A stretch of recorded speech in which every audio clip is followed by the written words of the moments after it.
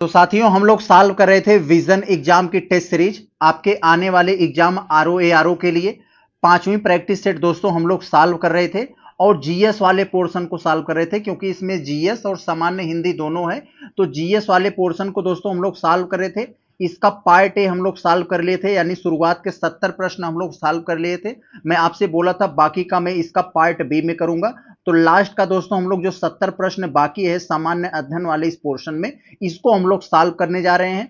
Part A में आपने देखा था कंसेप्चुअल सवाल थे, बड़े बड़े थे आपको कंसेप्चुअल सवाल, और पार्ट बी में आप देखोगे फैक्चुअल सवाल मिलेंगे, छोटे छोटे वन लाइनर टाइप के आपके सवाल जो फैक्ट से रिलेटेड होंगे वो ज्यादा मिलेंगे। तो दोस्तों वीडियो बहुत ही बेहतरीन होगा, करंट से जोड़ जोड़कर एक एक प्रश्न को आपके सिलेबस को अकॉर्डिंग, आपके सिलेबस को ध्यान में रखकर, एक एक टॉपिक को ध्यान में रखकर बनाया गया है। एक तरह का शेडो प्रश्न है। आप वीडियो को अंत तक देखेंगे, आपको बहुत सारी नई इंफॉर्मेशन मिलेगी जो आपके तैयारी में धार लगाने का काम करेगी। चलते हैं दोस्तों, हम लोग शुरू करते हैं। और हाँ, वीडियो दोस्तों थोड़ा सा भी अच्छा लगे तो वीडियो को लाइक करके चैनल को सब्सक्राइब कर दीजिएगा। इसका पीडीएफ मैं वीडियो के डिस्क्रिप्शन बॉक्स में टेलीग्राम का लिंक डाला हूं, वहां आपको इसका पीडीएफ मिल जाएगा। तो चलें हम लोग शुरू करते हैं क्वेश्चन नंबर 71 से, कि कौन सा वो पौधा होता है जो अपनी विशेष गंध के माध्यम से कीटों को अपनी ओर आकर्षित करता है और फिर उन्हें निगल जाता है।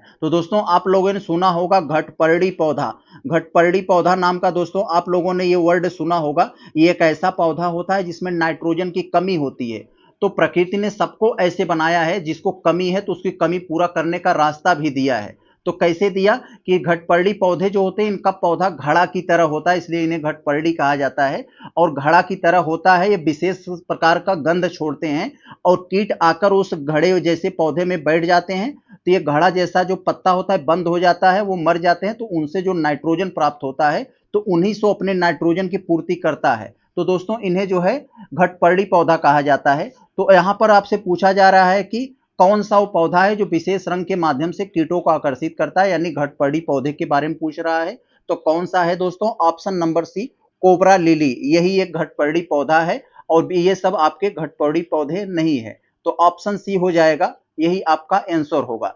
तो चले हम अगला प्रश्न देखते हैं। 72 में दोस्तों आपसे पूछा जा रहा है बहुत अच्छा फैक्चुअल प्रश्न, पायरोमीटर का प्रयोग, पायरोमीटर प्रयोग में लाया जाता है, यानी पायरोमीटर का प्रयोग हम लोग कहां करते हैं। तो आप लोग ये जान लीजिए दोस्तों, जो पायरोमीटर होता है, जो बहुत ज्यादा टेम्परेचर वाली चीजें होती हैं उसको मापने का कार्य किया जाता है। जिसका टेम्परेचर 1000 डिग्री सेल्सियस तक होता है, उसको, जैसे भट्ठी होती है धातुओं को गलाने के लिए जो भट्ठी वगैरह होती हैं, उसका टेम्परेचर मापने के लिए पायरोमीटर का प्रयोग किया जाता है।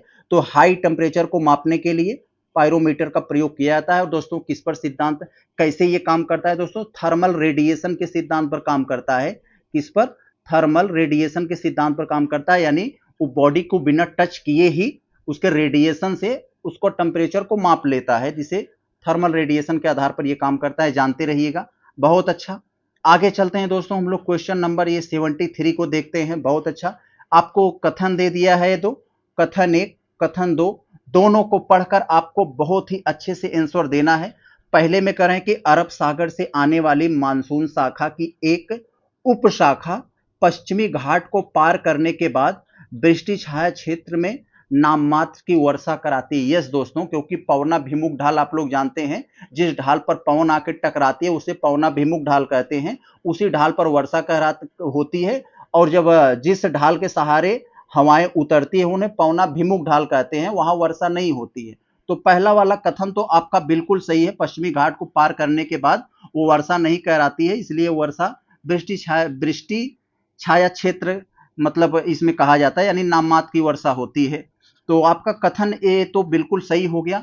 अब हम लोग ये कथन दूसरे को अगर देखें, अरब सागर से उत्पन्न मानसून की एक शाखा मध्य भारत से होकर गंगा के मैदान में प्रवेश करती है और बंगाल की खाड़ी की शाखा से मिल जाती है। यस, बिल्कुल सही, दोनों कथन सही है आपके, दोनों के दोनों। तो आपका जो आंसर होगा सी हो जाएगा। कथनों को बड़े ध्यान से पढ़ें। कथन एक, सॉरी कथन कारण वाले हैं, कथन दे दिया है कारण, और हमें बताना है कि कौन सा हमारा उत्तर सही है। तो दोस्तों अगर हम लोग यहां पर देखें, कथन में कह रहे हैं कि भारत में विभिन्न क्षेत्रों में विभिन्न प्रकार की प्राकृतिक वनस्पतियां पाई जाती हैं। एकदम सही बात है, आप लोग जानते हो भाई, विभिन्न क्षेत्रों में विभिन्न प्रकार की वनस्पतियां पाई जाती हैं जो टेम्परेचर, वर्षा और मिट्टी के आधार पर तय होती हैं ये सब। तो ये कथन आपका बिल्कुल सही है। कारण हम देख लें भाई, क्यों प्राकृतिक वनस्पतियां विभिन्न क्षेत्रों में विभिन्न प्रकार की पाई जाती हैं, इसका क्या कारण है? तो कह रहे हैं भारत में मिट्टी और जलवायु की विविधता पाई जाती है। यस, यही मैंने बताया, मिट्टी और जलवायु की विविधता के आधार पर ये प्राकृतिक वनस्पतियां तय होती हैं, कुछ मामलों में टेम्परेचर से भी। तो आपका कथन ए और आर दोनों सही है। आर ए को एक्सप्लेन भी कर रहा है, तो आपका आंसर ए हो जाएगा। दोनों कथन सही हैं और कथन कारण दोनों सही हैं और कथन की सही व्याख्या भी कर रहा है आर। बहुत अच्छा, आगे चले हम लोग देखते हैं दोस्तों। बहुत बढ़िया, आगे देखते हैं क्या कह रहे हैं। एक बहुत ही आपके दैनिक जीवन से संबंधित प्रश्न है यहाँ पर 75 वाले में। करें कथनों विचार करके बताइए कौन सा हमारा जो है आंसर मतलब ऑप्शन सही होगा। तो चले हम लोग कथनों पर पहले विचार करें भाई। चले, अब अगर हम लोग यहाँ पर स्टेटमेंट पहले वाले को देखें, दंत मंजन यानी टूथपेस्ट जो हमारा होता है उसमें प्रयुक्त तो फ्लोराइड खनिज जो फ्लोराइड से प्राप्त होता है। यस बिल्कुल, ये वाला स्टेटमेंट तो आपका सही है, बहुत ही बचपन से ही आपको 9 से ही पढ़ाया गया होगा ये। और दूसरे वाले में कह रहे हैं ये टिटेनियम ऑक्साइड जो दंत मंजन को सफेद रंग देता है। जी बिल्कुल एकदम सही है। अयोरयूटाइल, इल्मेनाइट और एनाटेज खनिजों से प्राप्त होता है। जी बिल्कुल सही, दूसरा वाला स्टेटमेंट भी आपका सही है। तीसरा वाला तो आप देखते ही पहचान लोगे, हाँ भाई इसमें कहां पर ट्विस्ट है। दंत मंजन में चमक लाने के लिए कह रहे हैं सिलिका का प्रयोग किया जाता है। तो दोस्तों यहीं पर सारा ट्विस्ट है। दंत मंजन में दोस्तों सिलिका का प्रयोग नहीं किया जाता है, अभ्रक का प्रयोग किया जाता है उसमें चमक लाने के लिए, अभ्रक का प्रयोग किया जाता है। तो आप यहां समझ गए कि यह तीसरा वाला आपका गलत हो गया। जिसमें तीसरा होगा आप उसे एलिमिनेट कर दीजिए, आपका आंसर मिल जाएगा। इसमें तीसरा बैठा है, इसमें तीसरा बैठा है, इसमें तीसरा बैठा है, आपका आंसर बी हो जाएगा। 1, 2 और 4। चौथे में आप लोग जानते हैं बच्चों वाली बात है, टूथब्रश और पेस्ट का जो ट्यूब का निर्माण होता है खनिज आधारित प्लास्टिक से होता है। बिल्कुल, तो ये भी सही है। बहुत अच्छा, आगे चले हम लोग देखते हैं क्वेश्चन नंबर ये 76 में आपसे पूछा जा रहा है दोस्तों, आप लोग जानते हैं रैट होल से संबंधित। रैट होल एक खनन प्रक्रिया है, इसी से संबंधित आपको कुछ कथन दे दिए हैं, कह रहे हैं कथनों को पढ़कर बताइए सही उत्तर दें। तो रैट मतलब चूहा, होल मतलब सुराख या बिल। तो जिस तरह से दोस्तों चूहा बिल करते हैं सिर्फ अपने जाने आने के लिए, उसी तरह से दोस्तों एक नॉर्थ ईस्ट में खनिज खनन की प्रक्रिया में ऐसे होल किया जाता है कि सिर्फ इसमें इंसान आ जा सके, वो एक खनन की प्रक्रिया होती है। तो वही है यहाँ कह रहे हो, यही पारंपरिक खनन यानी पुरानी खनन पद्धति है जिसमें खनन की एक लंबी संकीर्ण यानी पतली सुरंग के माध्यम से किया जाता है। यस बिल्कुल, सिर्फ इंसान आ जा सके, चूहे के बिल जैसा हो, जैसे चूहा करता है अपने आने जाने के लिए, ऐसे ये भी होता है, सिर्फ इंसान आ जा सके। दूसरा कह रहे हैं दोस्तों रैट होल खनन सामान्यतः उत्तर पूर्व, यही मैंने अभी बताया, नॉर्थ ईस्ट, भारत के नॉर्थ ईस्ट में जनजातीय क्षेत्रों में विशेषकर मेघालय में किया जाता है। दूसरा भी आपका ये स्टेटमेंट सही है। तीसरे स्टेटमेंट को अगर हम देखें तो खनन पद्धति में खनिज निष्कर्षण के लिए एक सरकारी अनुमति अनिवार्य नहीं होती है। तो दोस्तों यहां पर देखिए थोड़ा सा ट्विस्ट है, कह रहे हैं कि खनन पद्धति में खनिज निष्कर्षण के लिए सरकारी अनुमति अनिवार्य नहीं होती है। तो यस, इस खनन पद्धति में सरकारी जो है। अब दोस्तों तीसरे वाले स्टेटमेंट में आपको थोड़ा सा ट्विस्ट किया है, ध्यान से समझना पड़ेगा। इस खनन यानी जो कौन से रैट होल खनन पद्धति में खनिज निष्कर्षण के लिए सरकारी अनुमति आवश्यक नहीं होती है, यानी अनिवार्य नहीं होती है। जी बिल्कुल नहीं होती है। तो यहां पर तीसरा स्टेटमेंट भी आपका सही हो जाएगा। तो ऑप्शन डी हो जाएगा, 1, 2 और 3, तीन के तीनों कथन सही है 76 वाले में। बहुत अच्छा, आगे अगर हम लोग देखें 77 में, तो एक पॉलिटी से रिलेटेड आपको प्रश्न दिया है, देखने में बड़ा है, कोई दम नहीं है, हम थोड़ा पेशेंस रखकर देखें तो बहुत सारा हमें जो है धैर्य आ जाता है एग्जाम में भी। अगर हम यहाँ पेशेंस नहीं रख पा रहे हैं तो ये मान लीजिए एग्जाम में भी हमारा यही हाल होगा। तो एग्जाम में भी हम थोड़ा सा बड़ा प्रश्न देखकर कूदने फांदने लगते हैं, जबकि बड़े प्रश्न में मैं बार बार कहता हूं उसमें दम नहीं होते। बड़ा प्रश्न चिल्ला चिल्ला के बताता है भैया हम ही हैं आंसर। तो पहला स्टेटमेंट अगर हम देखें तो भारतीय संविधान के अनुच्छेद 74 में उपबंध है कि राष्ट्रपति मंत्रिपरिषद के सलाह के अनुसार कार्य करेगा। किंतु वह उस पर पुनर्विचार का आग्रह कर सकता है। जी बिल्कुल सही स्टेटमेंट है, एकदम स्टेटमेंट। आप ये अनुच्छेद 74 में आप इसको पढ़े होंगे। तो दोस्तों अगर हम दूसरे वाले स्टेटमेंट को देखें तो बड़े ही ध्यान से देखिए। कह रहे हैं कि 42वें संविधान संशोधन अधिनियम 1976 ने राष्ट्रपति को मंत्रिपरिषद की सलाह को अस्वीकार करने की स्वतंत्रता प्रदान की। नहीं मेरे भाई, स्वीकार करने की स्वतंत्रता प्रदान की कि हम जो राष्ट्रपति मंत्रिपरिषद कहेगा वही राष्ट्रपति जी आपको करना होगा। तो यानी स्वीकार करने के लिए बाध्य किया गया था, स्वीकार करने के लिए थोड़ी ना। इसी को 44वें संविधान संशोधन के माध्यम से जब कांग्रेस सरकार पहली बार हारी तो बदल दिया गया जनता पार्टी के द्वारा। 44वें संविधान संशोधन अधिनियम 1978 ने राष्ट्रपति को मंत्रिपरिषद से पुनर्विचार का आग्रह करने का अधिकार दिया, लेकिन अंतिम रूप से उस सलाह को मानना अनिवार्य बना दिया था। भाई एक बार वो कम से कम उसको पुनर्विचार के लिए कर सके, कम से कम राष्ट्रपति को इतना ताकत तो होनी चाहिए। तो ये वाला आपका सही है। दूसरा जहां हो आप हटा देंगे तो आपका आंसर अपने आप निकल जाएगा। बहुत अच्छा। दूसरे वाले के बाद अगर आपने 42वां संविधान संशोधन पढ़ा हो, जिसे मिनी संविधान संशोधन कहा जाता है, तो बड़े ही आसानी से आप कर सकते हो, भले से आपको पहला तीसरा नहीं आता हो। आगे चले हम लोग देखते हैं। 77 हो गया। 78 वाले में अगर हम लोग देखें दोस्तों तो इसमें आपसे पूछा जा रहा है, क्या कह रहे हैं आपसे, इसमें कुछ कथन कारण दे दिए हैं, कथन दे दिया है, कारण दे दिए हैं। कथन कारण को पढ़कर हमें सही आंसर देना है। भारत के उत्तरी जलोढ़ मैदान आर्थिक महत्व खनिजों से लगभग विहीन है। जी बिल्कुल, भारत का जो उत्तरी जलोढ़ मैदान है वो कृषि के लिए महत्वपूर्ण है, धान गेहूं ये सब के लिए। वो खनिजों के लिए वहां खनिज नहीं पाया जाता है, खनिज विहीन क्षेत्र है। ये बिल्कुल है। क्यों है, जरा इसमें कारण देखें। यह क्षेत्र भूगर्भिक दृष्टि से स्थिर जलोढ़ निक्षेपों से बना है। यानी जो पानी अपने कटाव को, मलबों को लाई है, उसके द्वारा ये बना है, जहां खनिज निर्माण भूगर्भिक प्रक्रियाएं सक्रिय नहीं रही है। जी बिल्कुल सही है। कथन कारण हमारे दोनों सही हैं और कारण ए को एक्सप्लेन भी कर रहा है, तो आपका आंसर ए हो जाएगा। दोनों सत्य हैं और कथन की सही व्याख्या भी कर रहा है कारण। तो बहुत अच्छा। आगे चले हम लोग देखते हैं दोस्तों, ये 79 में यहाँ पर आपको 2-4 प्रश्न मैथ रीजनिंग के मिलेंगे, देख लीजिए। इसको अगर आप अंडर एस्टिमेट करेंगे तो आपको बहुत नुकसान होगा, क्योंकि जो बच्चे जीएस बहुत ज्यादा मजबूत होता है वो सोचते हैं कि हम ये कर लेंगे। तो आप ये भी सोच लीजिए, जिसका मैथ रीजनिंग अच्छा होगा, जीएस कमजोर होगा, तो वो आपसे आगे निकल जाएगा। तो इसलिए किसी भी चीज को कमजोर या हल्के में नहीं लेना चाहिए। कह रहे हैं प्रश्न चिन्ह के स्थान पर क्या होगा, यानी प्रश्न चिन्ह कहाँ है, यहाँ है, तो क्या होगा। तो पहले आपको बड़े ध्यान से देखना है ऐसी चीजों को। देखें आपको कामा क्यों दिया है, इतने के बाद 3 के बाद कामा, फिर 3 के बाद यहाँ कॉमा दे दिया है, फिर 3 के बाद कामा। अब देखें बीच में कोष्टक है, फिर यहाँ कोष्टक है, यानी कुछ तो ऐसा हो रहा है। यहाँ देखिए 235, 413, फिर बीच में ज्यादा हो गया, तो इसका मतलब लेफ्ट राइट को जोड़कर बीच में कोष्टक दे दिया गया है। तो वही 413 235 जोड़ेंगे दोस्तों, 3 5 8, 1 2 3 4 6, यस। यानी लेफ्ट वाले को आप जोड़ लीजिए, राइट वाले को जोड़ लीजिए, तो आपका बीच वाला कोष्टक आ जाएगा। वही काम इसमें किया है। 512 को जोड़ दिए, 809 को जोड़ दिए, तो आपका इन दोनों को जोड़कर दोस्तों, इन दोनों को जोड़ दिए तो आपका ये बीच वाला प्राप्त हो गया। वही काम इसमें भी कर दीजिए, तो वही आपका आंसर मिल जाएगा। ये 5 और 6, 5 11, 1 हो गया, 3 2 5 6 हो गया, तो यहाँ 461 हो जाएगा। ये वाला ऑप्शन ए आपका आंसर हो जाएगा, क्योंकि हमने ये जोड़ दिया तो बीच वाला हमें मिल जाएगा। बहुत अच्छा। आगे दोस्तों अगर हम लोग 80 वाले को देख लेते हैं, तो वही कह रहे हैं इसमें प्रश्नवाचक के स्थान पर क्या होगा।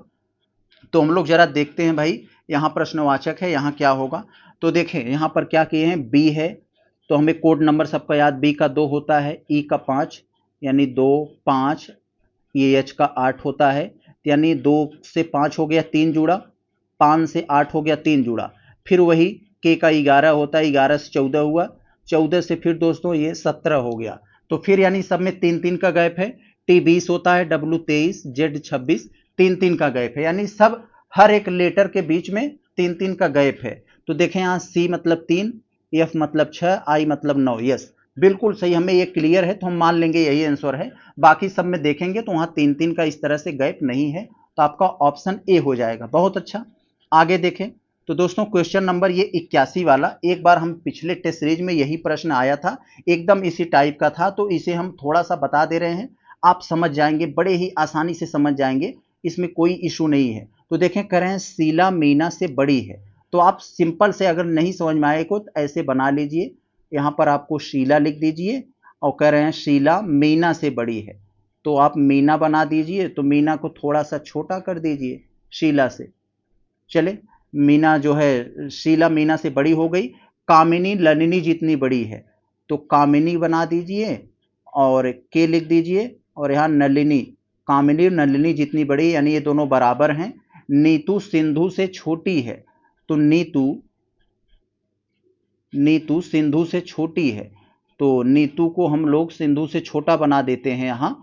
और जो नलिनी के बराबर है, यानी नीतू नलिनी के बराबर है, यानी ये वाली चीजें यहाँ बराबर हैं। तो जबकि मीना कामिनी से बड़ी है, तो मीना कामिनी से बड़ी है, तो मीना यहाँ पर है, ये कामिनी से बड़ी है।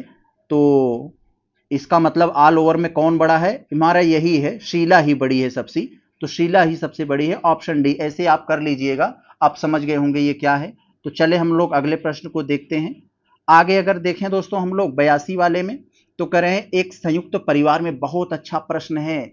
ऐसे प्रश्न जो है थोड़ा सा दिमाग लगाओगे सॉल्व हो जाएगा, फ्री में नंबर मिल जाएगा। तो कह रहे हैं एक संयुक्त परिवार में निम्नलिखित सदस्य हैं, कौन कौन सदस्य हैं, पिता माता, 3 विवाहित पुत्र, 1 अविवाहित पुत्री, विवाह पुत्रों में से दो दो पुत्रियां हैं तथा 1 पुत्र हैं।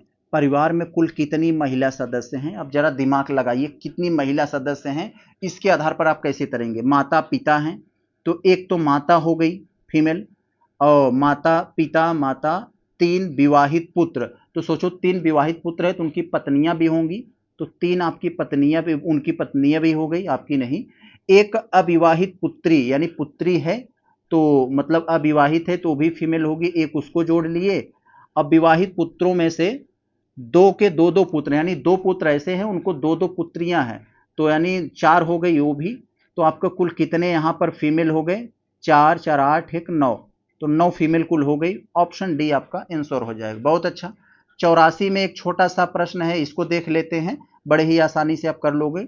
कुछ कथन दे दिए हैं, कथनों पर विचार कीजिए और निष्कर्षों में से सही उत्तर चुनिए।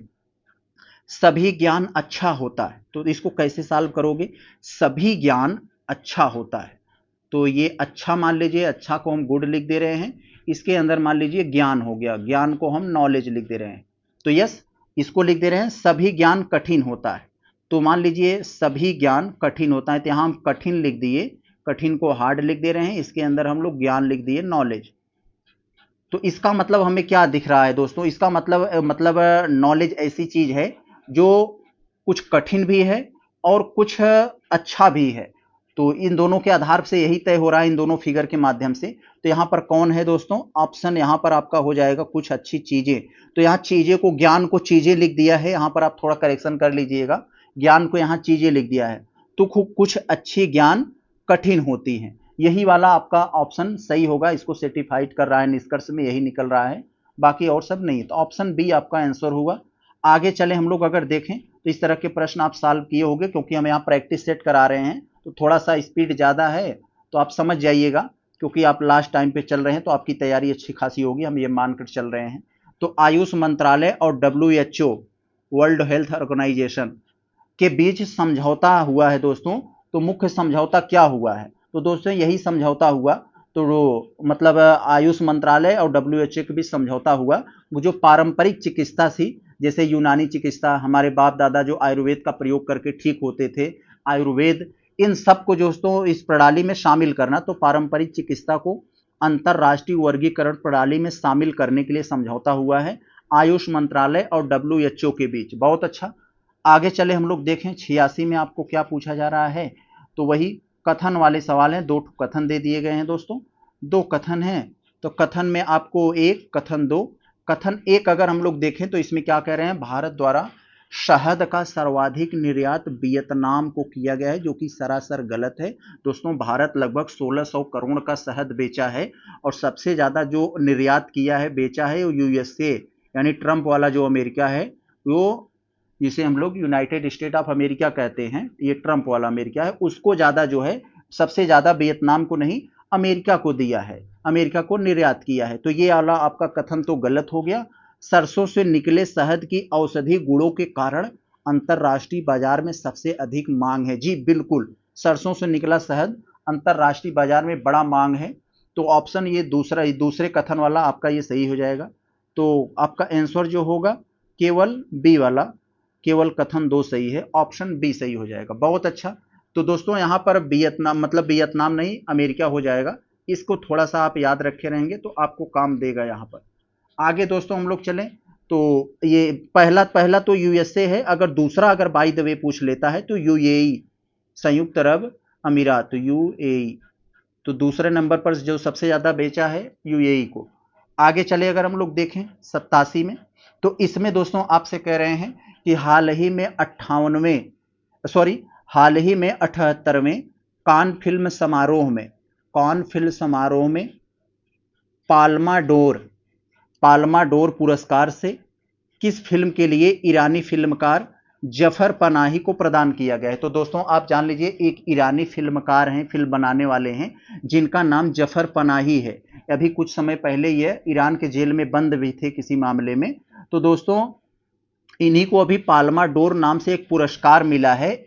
इनकी फिल्म है, ये बनाए हैं it was just an accident, मतलब यह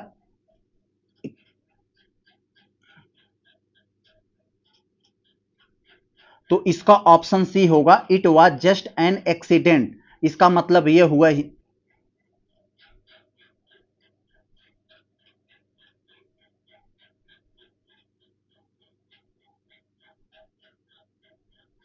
तो दोस्तों इसका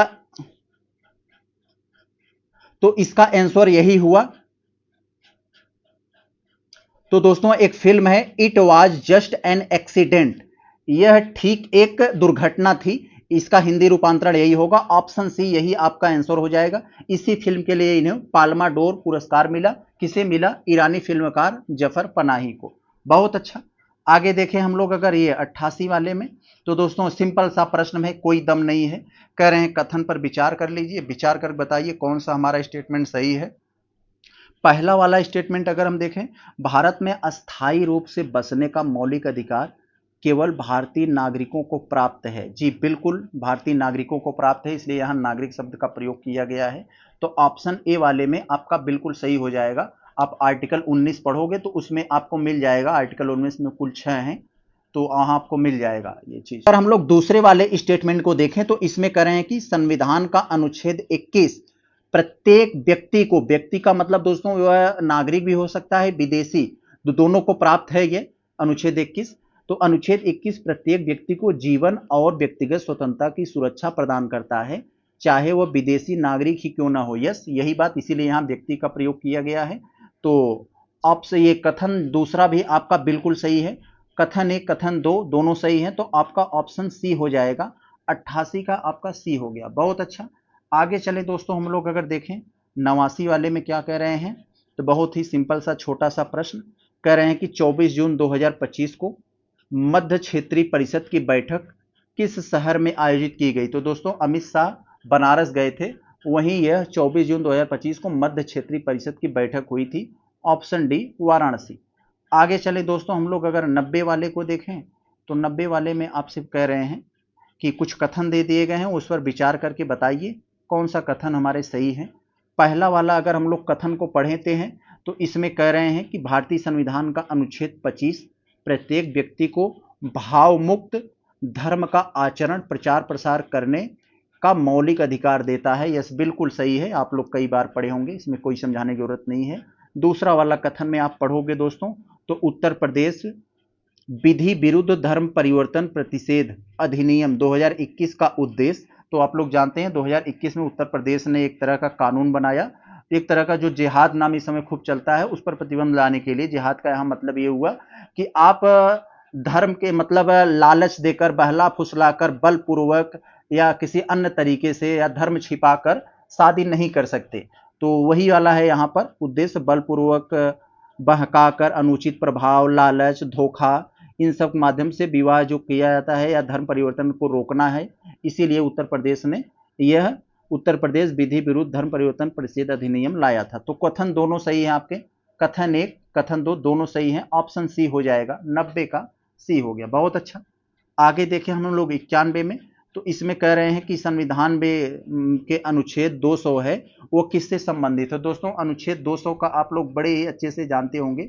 इसका मतलब यही है तो है दोस्तों, राज्यपाल को यह अधिकार देता है, राज्यपाल को यह अधिकार देता है कि वह विधानमंडल द्वारा पारित कानून किसी भी विधेयक को अपनी स्वीकृति दे दे या उसे मना कर दे या राष्ट्रपति के लिए सुरक्षित रख दे। तो इसीलिए होता है। तो राज्यपाल द्वारा विधेयकों पर विचार या क्षमादान भी, ये क्या हो जाएगा, तो राज्यपाल द्वारा विधेयकों पर विचार, यस बी ही वाला हो जाएगा, 91 का आपका बी। आगे चले हम लोग अगर 92 वाले को देखें तो इसमें दोस्तों आपसे पूछा जा रहा है, देखने में बड़ा है लेकिन इसमें भी कोई दम नहीं है, जरा देखें हम लोग, बहुत ही अच्छे से आप करेंगे ऐसे प्रश्नों को। तो कुछ आपको बातें लिखी गई हैं सुप्रीम कोर्ट के हालिया निर्णय के संदर्भ में। उच्च न्यायालय के न्यायाधीशों की पेंशन व्यवस्था को लेकर अभी दोस्तों एक चर्चा था, जिसमें सुप्रीम कोर्ट ने कहा था कि जो उच्च यानी हाई कोर्ट के मुख्य न्यायाधीश हैं केवल पेंशन उन्हीं को मिलता है, अन्य न्यायाधीश उतना ही योग्य हैं उनको नहीं मिलता, तो उनको भी मिलना चाहिए। यह समानता के अधिकार के विरुद्ध है जो उनको नहीं दिया जाता है, यानी अनुच्छेद 14 के खिलाफ है। तो इसी के बीच यह स्टेटमेंट था। सुप्रीम कोर्ट ने कहा कि उच्च न्यायालय के अतिरिक्त न्यायाधीशों को भी पूर्ण पेंशन दिया जाए, यानी पूर्ण पेंशन दिया जाए, जो कि पूर्ण पेंशन नहीं दी जाती थी। तो स्टेटमेंट एक आपका बिल्कुल सही है। दूसरे वाले को पढ़ें तो पेंशन में भेदभाव करना संविधान के अनुच्छेद 14 का उल्लंघन है। यस, ये भी मैंने बताया, भी इसी बात को लेकर भी कोट किया था। सेवानिवृत्त मुख्य न्यायाधीश को 20 लाख रुपए वार्षिक पेंशन देने का प्रावधान किया गया है। तो दोस्तों ये बात यहाँ पर गलत होता है दोस्तों, 20 लाख नहीं 15 लाख होता है, तो यहाँ पर ये गलत हो गया। तो तीसरा गलत हो गया, पहला दूसरा आपका सही है। ऑप्शन ए 92 का ए हो जाएगा। बहुत अच्छा। 93 को अगर हम लोग देखते हैं दोस्तों तो इसमें आपसे कहा जा रहा है कि हाल ही में अखिल भारतीय तकनीकी शिक्षा परिषद all India council of technical education द्वारा किस उद्देश्य से आर्टिस्ट इन रेजिडेंस कार्यक्रम की शुरुआत की गई है। तो दोस्तों जरा ध्यान से देखिएगा, अखिल भारतीय तकनीकी शिक्षा परिषद ने एक दोस्तों कार्यक्रम स्टार्ट किया है, आर्टिस्ट इन रेजिडेंस कार्यक्रम की शुरुआत किया है। तो इसका उद्देश्य क्या होता है, यहां देखिए रेजिडेंस लिखा है, तो इससे आप समझ जाएंगे दोस्तों, क्योंकि दोस्तों जो तकनीकी संस्थाएं हैं, जो तकनीकी संस्थान है जहां पर तकनीकी शिक्षा दी जाती है, उनको तकनीकी शिक्षा के साथ साथ भारतीय कलाओं को भी प्रोत्साहित करना, जैसे नृत्य हो गया या कोई चीज बनाना हो गया जो पुरानी परंपरा के अनुसार बनती थी, उन सब धरोहर को भी जोड़ना है जो तकनीकी संस्थाएं हैं। तो यही है आर्टिस्ट इन रेजिडेंस कार्यक्रम, अखिल भारतीय तकनीकी शिक्षा परिषद के द्वारा ये शुरू किया गया। तो ऑप्शन बी हो जाएगा, तकनीकी संस्थान में भारतीय कलाओं को प्रोत्साहित करें एवं विद्यार्थियों को सांस्कृतिक धरोहर से जोड़े, ऑप्शन बी सही है। आगे अगर हम लोग देखें 94 में, तो इसमें दोस्तों कहा जा रहा है कि देखें एक शब्द दिया है ग्लीसन स्कोर, बहुत अच्छा है, आप समझ लीजिए, आपको बहुत काम की चीज है। ग्लीसन स्कोर किसका मापदंड है। तो दोस्तों जिनको कैंसर होता है, कैंसर में जो कोशिकाएं डैमेज होने लगती हैं सेल्स, तो यह ग्लीसन स्कोर बताता है कि कोशिकाएं किस लेवल पर डैमेज हुई हैं, कैंसर का लेवल क्या है, कितना खतरनाक लेवल पर कैंसर पहुंच गया है, वह उसके जो है उसके एक तरह से कैंसर की आक्रामकता को मापता है। तो यही है ग्लीसन स्कोर। ऑप्शन आपका यहां पर हो जाएगा ये प्रोस्टेट कैंसर की गंभीरता को मापने वाला स्कोर, यस बी वाला, यही ऑप्शन बी आपका यही हो जाएगा। बहुत अच्छा। इसमें जो होता है दोस्तों 6 से 10 नंबर तक इसमें कुल होते हैं। 6 नंबर पर मतलब ये कैंसर की आक्रामकता सबसे कम है, 10 नंबर अगर दिखाता है तो कैंसर की आक्रामकता अपने चरम स्तर पर है, ये होता है। तो यहां याद रखिएगा ये सब चीजों को। आगे देखें दोस्तों 95 में क्या है, तो इसमें कह रहे हैं निम्नलिखित में से कौन सा कथन सही है। तो कौन सा सही है हमें बताना है। पहले वाले स्टेटमेंट को अगर हम पढ़ें तो रोनाल्ड रॉस मलेरिया परजीवी की खोज की और यह सिद्ध किया कि मच्छर मलेरिया रोग का वाहक होता है। यस दोस्तों, ये रोनाल्ड रॉस जो है इन्होंने ही बताया था कि मलेरिया परजीवी मतलब मच्छर जो होते हैं वो मलेरिया रोग का वाहक होता है, मच्छर फैलाते हैं इसे। तो ये स्टेटमेंट आपका बिल्कुल सही है। साथियों अगर हम दूसरे स्टेटमेंट को देखें तो बहुत अच्छा, आप इसे याद हो जाएगा अभी, लुई पाश्चर नाम दिया है। तो पाश्चुरीकरण, दूध का पाश्चुरीकरण नाम आप सुने होंगे। दूध को एक निश्चित टेम्परेचर तक गर्म किया जाता है, फिर उसे ठंडा कर लिया जाता है जिससे उसमें बैक्टीरिया मर जाते हैं और दूध लंबे समय तक आपका बना रहता है। तो इसी को दूध का पाश्चुरीकरण कहा जाता है। तो दूध का पाश्चुरीकरण की खोज लुईस पाश्चर ने किया था। इनका एक और बड़ा खोज है दोस्तों, क्या खोज है? रेबीज का टीका, कुत्ता काटने पर जो रेबीज होती है, तो रेबीज का टीका की भी खोज इन्होंने लुईस पाश्चर ने किया था। तो यहां कह रहे हैं लुईस पाश्चर ने कॉलरा रोग के जीवाणुओं की खोज की, जो कि गलत बात है। यह दूध का पाश्चुरीकरण जो होता है उसका खोज किया था और रेबीज के टीके का खोज किया था। तो ये वाला आपका गलत हो गया। तो आपका केवल एक सही हुआ, ऑप्शन ए आपका सही है, 95 का ए। बहुत अच्छा। आगे अगर हम लोग देखें 96 में, तो इसमें आपसे कह रहे हैं कुछ जोड़े दे दिए गए हैं, कौन सा सुमेलित नहीं है। तो आप बताइए कौन सा हमारा जोड़ा सुमेलित नहीं है। तो पहले वाले स्टेटमेंट को आप पढ़ोगे तो विटामिन ए, जिसे रेटिनॉल कहा जाता है, यस, इसकी कमी से रतौंधी होती है। विटामिन B12, जिसको जो है साइनोकोबाल्मिन कहा जाता है, इससे इससे इसकी कमी से ये पांडु रोग होता है। पांडु रोग का मतलब क्या होता है दोस्तों? इसे हमारे पुराने ग्रंथों में पीला रोग कहा गया। पांडु का मतलब पीला। पीला रोग क्या होता है? जब शरीर में हीमोग्लोबिन की कमी हो जाती है, जिसे आम भाषा में खून की कमी कहा जाता है। तो हीमोग्लोबिन की कमी से हमारा क्या होता है? शरीर में ऑक्सीजन का फ्लो कम हो जाता है, शरीर हमारा पीला पड़ने लगता है। तो इसी को पांडु रोग या पीला रोग कहा जाता है। तो ये भी वाला हमारा सही है।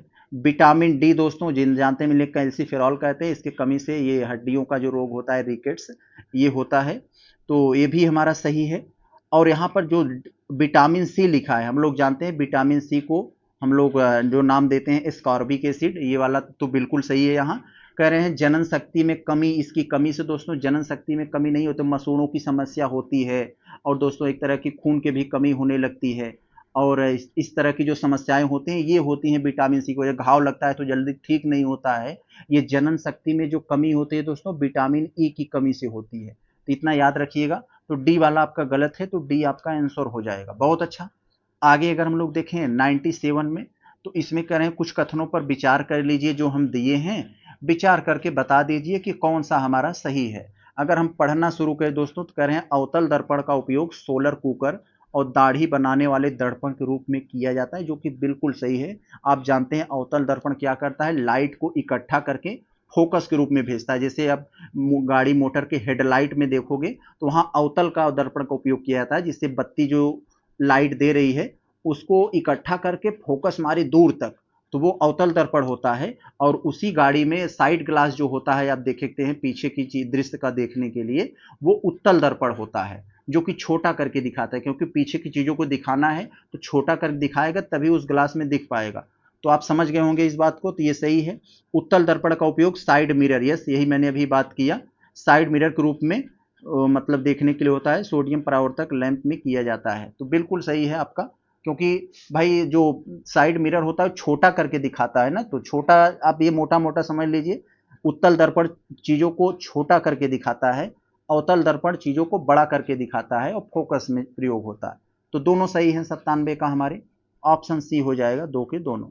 आगे अगर हम लोग देखें 98 वाले में, तो दोस्तों अभी भारतीय वन स्थिति रिपोर्ट आई है। भारतीय वन स्थिति रिपोर्ट 2023 हर 2 साल पर आती है। 21 में 21 वाली आई थी, इस बार अब 23 वाली आई है। एक बार आप डिटेल से पढ़ लेंगे तो अपने देश में जो वन स्थिति है उसके बारे में आपको पता चलेगा। तो इस संबंध में निम्नलिखित कथन पर विचार कीजिए, विचार करके बताइए। थोड़ा सा हम इसको छोटा करते हैं तब सही आपको दिखेगा। तो भारत वन स्थिति रिपोर्ट से संबंधित आपको कुछ कथन दिए हैं, कथनों को पढ़कर बताइए कौन से सही है। तो हम पहला स्टेटमेंट अगर पढ़ें तो यह report forest survey of India द्वारा प्रकाशित 18वीं द्विवार्षिक रिपोर्ट है। यस, 2 वर्षों पर ये रिपोर्ट आती है। और ये फॉरेस्ट सर्वे ऑफ इंडिया कहाँ है दोस्तों? देहरादून में है। यही जो है भारत वन स्थिति रिपोर्ट जारी करती है। तो बिल्कुल सही है ये। इस रिपोर्ट के अनुसार 16 राज्य या केंद्र शासित प्रदेश ऐसे हैं जहां वन एवं वृक्ष आवरण 2021 तुलना में कमी आई है। जी बिल्कुल कमी आई है, ये वाला भी आपके सही है। अगर हम तीसरे वाले स्टेटमेंट को पढ़ें तो कह रहे हैं मिजोरम, मेघालय और त्रिपुरा में वन आवरण में कमी दर्ज की गई है। दोस्तों यहाँ पर कमी दर्ज नहीं की गई है, यहाँ पर भी लगभग अभी वन आवरण 75% के आसपास है, जो कि अच्छा खासा है। तो आप ध्यान रखिएगा, मिजोरम यानी जोर लगाकर इन्होंने इतना अपना 75% बनाया हुआ है, मेघालय, त्रिपुरा। तो इस तरह से आप लोग थोड़ा याद करेंगे तो हो जाएगा। तो तीसरा वाला गलत हो गया, यहाँ कमी दर्ज नहीं की गई है। तो तो यहाँ पर आप समझ गए होंगे, तो ऑप्शन आपका जो होगा 1 और 2 हो जाएगा, ऑप्शन बी। बहुत अच्छा। आगे अगर हम लोग देखते हैं तो क्या कह रहे हैं आपको, भारत का 99 में आपसे कह रहे हैं भारत नाम का प्रथम साक्ष्य उल्लेख किस अभिलेख में किया गया है। तो भारत नाम का प्रथम साक्ष्य उल्लेख कहां पर किया गया है दोस्तों, आप लोग जानते हैं ओडिशा के उदयगिरी में हाथी गुम्फा अभिलेख है, जिसे हाथी गुफा अभिलेख कहा जाता है। भारत नाम का सबसे पहले उल्लेख यहीं किया गया था, तो ऑप्शन बी हाथी गुफा अभिलेख में। आगे अगर हम देखें 100 वाले में, तो इसमें कह रहे हैं कुछ कथन है, कथनों को विचार करिए और सही उत्तर दीजिए। तो क्या है, बौद्ध ग्रंथों के अनुसार प्राचीन भारत के कुछ गणराज्यों में राजा का चयन जनता के द्वारा किया जाता था। यस, बौद्ध ग्रंथों में प्राचीन भारत में कुछ गणराज्यों में, सभी में नहीं लेकिन कुछ में होता था, तो यस, तो हम कह सकते हैं ये बात सही है। आप 16 महाजनपदों में पढ़ोगे तो उसमें भी 2 महाजनपद ऐसे हैं जहाँ पर ऐसा था यहाँ। तो गणराज्य परिषद के भवन को संस्थागार कहा जाता था और इसमें मतदान द्वारा निर्णय किए जाते थे, बिल्कुल सही। दोस्तों अगर हम तीसरे वाले स्टेटमेंट को पढ़ें तो इसमें कर रहे हैं गणराज्य शासकों को, यहां देखिए गणराज्य शासक कर रहे हैं, तो इसका मतलब दोस्तों यहां पर जनता के द्वारा चुना गया, तो यहीं से आपको सारा चीज समझ में आ जाएगा। कर रहे हैं गणराज्य शासकों को महासम्मत कहा जाता था, हाँ कहा जाता था, क्योंकि वे राजा के पुत्र होते थे। तो नहीं दोस्तों, ऐसा नहीं था। ये महासम्मत का अर्थ जनता की सर्वसम्मति से चुना गया, न कि राजा का पुत्र। तो यहाँ ये आपका तीसरा स्टेटमेंट गलत हुआ, आपका ऑप्शन ए 1 और 2 केवल सही हुआ। बहुत अच्छा। आगे हम देखें 101 वाले में यूपी स्पेशल से संबंधित प्रश्न दिए हैं, तो कह रहे हैं आपसे कुछ निम्नलिखित उत्तर प्रदेश में स्थापित कुछ सांस्कृतिक संस्थानों के बारे में दिए गए जोड़ों पर विचार कीजिए और विचार कर बताइए कौन सा सही सुमेलित है। जरा हम देखते हैं, राज्य ललित कला एकेडमी लखनऊ में है दोस्तों, 1962 में इसकी स्थापना हुई थी। ये वाला स्टेटमेंट आपका बिल्कुल सही है। अगर आपको केवल भारत के सेंस में पूछे तो ललित कला एकेडमी की शुरुआत कब हुई थी, स्थापना कब हुई थी, तो ये 1954 में हुआ था। ये भारत वाला है जो राष्ट्रीय लेवल का है, और ये अपने उत्तर प्रदेश में है जो दोस्तों, इसके 8 साल बाद लखनऊ में यहाँ हुआ था।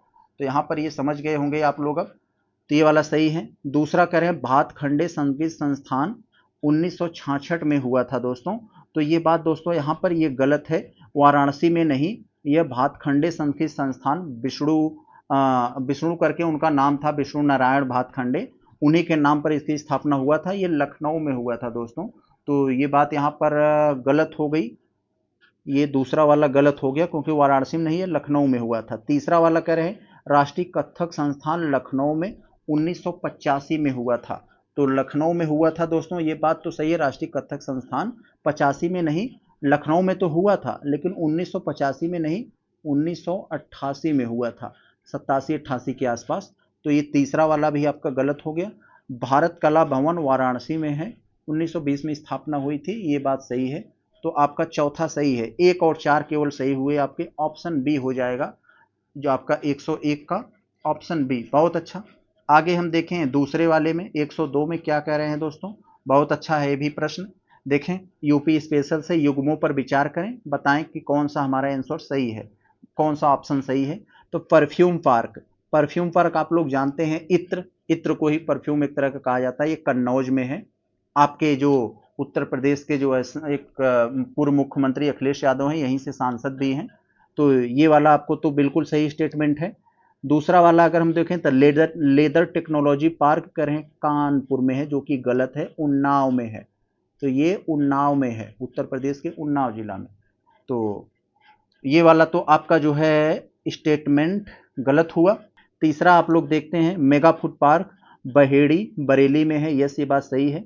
जैव प्रौद्योगिकी यानी बायोटेक्नोलॉजी पार्क कहाँ है, कह रहे हैं प्रयागराज में है, जो कि यहाँ पर गलत है। बायोटेक्नोलॉजी पार्क दोस्तों लखनऊ में है, प्रयागराज में नहीं है। तो ये भी वाला आपका गलत हुआ। 1 और 3 सही हुआ यहाँ पर, तो आपका ऑप्शन बी हो जाएगा 1 और 3। बहुत अच्छा। आगे देखें हम लोग तीसरे वाले में, तो मृदाओं के संबंध में दिए गए कथनों पर विचार करें। कुछ मिट्टी दी गई है, उनके संबंध में विचार करना है। तो पहले वाले में करें काली मिट्टी जो है यानी काली मृदाएं नमी को लंबे समय तक धारण करने की क्षमता रखती हैं, जिससे सूखे मौसम में भी फसलें उगाई जाती है। जी बिल्कुल दोस्तों, इसीलिए जो है काली मिट्टी को दोस्तों हम लोग को जो कहते हैं कि मतलब लंबे समय तक ये पानी को मतलब रिसने नहीं देता है, रोक कर रखता है, इसलिए सूखे मौसम में भी इसमें जो है मतलब खेती किया जा सकता है। तो स्वतः जुताई वाली मिट्टी भी कहा जाता है इसको, ये वाली सही है। लेटेराइट मृदाएं अत्यधिक उपजाऊ होती है, नहीं दोस्तों अत्यधिक उपजाऊ नहीं होती। गेहूं धान ये सब खाद्यान्न इसमें नहीं उगाई जाती, इसमें काजू चाय कॉफी ये सब उगाई जाती है। और इनका कह रहे हैं गेहूं चावल जैसी मुख्य फसलों के लिए की जाती है, नहीं काजू चाय हो गया और मतलब इस तरह का जो कॉफी हो गया इन सब के लिए होता है, तो ये गलत हो गया। तो केवल एक आपका सही होगा, देखें कहाँ है। तो यहाँ पर आपका जो आंसर होगा, तो और भी है यहाँ पर। तो शुष्क मृदाओं में जैव पदार्थों की अत्यल्प मात्रा होती है तथा इनकी संरचना प्रायः बलुई होती है। शुष्क मिट्टी मतलब बलुई मिट्टी के बारे में बात कर रहे हैं। यह इन पदार्थों में जैव पदार्थों की मात्रा बहुत कम होती है और यह बलुई होती है। यस, ये बात मैंने सही बताया। वहां पर पहला सही था और दूसरा तो गलत था यहाँ पर। तो अब यहाँ तीसरा भी सही हो गया। जलोढ़ मृदाएं भारत में सर्वाधिक पाई जाने वाली मृदाएं हैं और इन पर गहन कृषि खेती की जाती है। यस, गंगा यमुना दोआब क्षेत्र में है ये, तो चौथा सही है। तो केवल दूसरा आपका गलत था, तो दूसरा जहां जहां हो आप कट कर दीजिए, आपका 1 3 4 सही हो जाएगा, ए वाला। बहुत अच्छा, 103 का आप लोगों ने देख लिया, बहुत अच्छा। आगे चले हम लोग दोस्तों, देखते हैं हमारा कौन सा है ये 104 वाले में। तो इसमें कह रहे हैं हमसे, कह रहे हैं मृदा अपरदन के कारणों से, मृदा अपरदन के कारणों से संबंधित कौन है। तो मृदा अपरदन के कारण को कौन कौन बता रहा है मेरे भाई, चलिए बताते हैं। जनसंख्या वृद्धि के कारण भूमि पर दबाव बढ़ना। यस, जनसंख्या बढ़ेगी भूमि पर दबाव बढ़ेगा, कंस्ट्रक्शन चलेगा, सड़क बनेगी, बिल्डिंग्स बनेंगे, मिट्टी का कटाव होगा, तो ये तो होगा ही, पहला वाला सही है। दूसरा वाला में वनस्पति आवरण, यस वनस्पति आवरण का यानी वनों का विनाश होगा तो मिट्टी कटेंगी ऑटोमेटिक, इसलिए मिट्टी कटाव रोकने के लिए वनावरण पौधारोपण का सरकार बोलती है, ज़्यादा से ज़्यादा पौधारोपण करिए, सही है। कृषि भूमि में केवल कार्बनिक उर्वरकों का प्रयोग मृदा अपरदन को बढ़ाता है, नहीं दोस्तों ये मृदा अपरदन से संबंधित नहीं है, ये गलत है। चौथे वाले में देखेंगे पशुचारण मानव वस्तुओं के विस्तार मृदा आवरण को घटाता है, जी बिल्कुल घटाता है। पशुचारण से जो पशुएं जो है घासों को चढ़ जाती हैं तो फिर वो मृदा नंगी हो जाती हैं, मिट्टी पानी बरसता है तो कट जाती हैं, तो ये बिल्कुल सही है। तो आपका 1 2 4 आंसर आपका जो हुआ 1 2 4 ऑप्शन बी हुआ, यही आपका आंसर है। आगे देखें अगर हम लोग ये 105वें वाले में, तो इसमें दोस्तों हमसे पूछा जा रहा है, कथन दे दिए हैं, कथनों पर विचार कर बताइए कौन सा हमारा स्टेटमेंट सही है। देखें कौन सा सही है। पहला में इजराइल में सामूहिक कृषि को किबूत जिम कहा जाता है। यस दोस्तों, हमारे यहाँ इसे सामूहिक कृषि कहा जाता है। सामूहिक कृषि का मतलब ये होता है कि गांव में जो छोटे छोटे प्लॉट लेकर सब अपनी खेती कर रहे हैं, सबके प्लॉट्स को मिला दिया जाए, मिलाकर बड़े लेवल पर खेती की जाए और उसको जमीन के अनुपात में अनाजों को बांट लिया जाए, जिससे खेती अच्छे से किया जा सके बड़ी लेवल पर। तो यस, इसी को सामूहिक कृषि कहा जाता है और इजराइल में सामूहिक कृषि को किबुत जिम कहा जाता है, ये बात सही है। और यरूशलेम आप लोग जानते हैं इजराइल की राजधानी है, जो यहूदी मुस्लिम और ईसाई धर्मों का पवित्र तीर्थ स्थल है, ये भी सही है। और कह रहे हैं जॉर्डन को 7 पहाड़ियों का देश कहा जाता है, जी बिल्कुल कहा जाता है, ये भी सही है। तेल अबीब याफा, दोस्तों तेल अबीब याफा इजराइल का एक क्षेत्र है जो दोस्तों खास करके यहाँ बहुत ज़्यादा इंडस्ट्रियल कल्चरल बहुत ज़्यादा डेवलप है, धार्मिक स्थल नहीं है यहाँ, तो यहाँ पर ये गलत दे दिया, धार्मिक स्थल नहीं है यह। तेल अबीब याफा इजराइल का क्षेत्र है लेकिन ये कल्चरल इंडस्ट्रियल इन सब के मामले में बहुत ज़्यादा डेवलप है, तो यहाँ पर ये चौथा गलत हो गया आपका, 1 2 3 सही होगा, ऑप्शन ए। बहुत अच्छा साथियों, क्वेश्चन नंबर 106वां को देखते हैं, वन से संबंधित एक केस से है। तो क्या है, 1996 के टीएन गोदावर्मन भारत बनाम मामले में सर्वोच्च न्यायालय ने वन की परिभाषा का विस्तार करते हुए किन किन क्षेत्रों में इसमें सम्मिलित माना।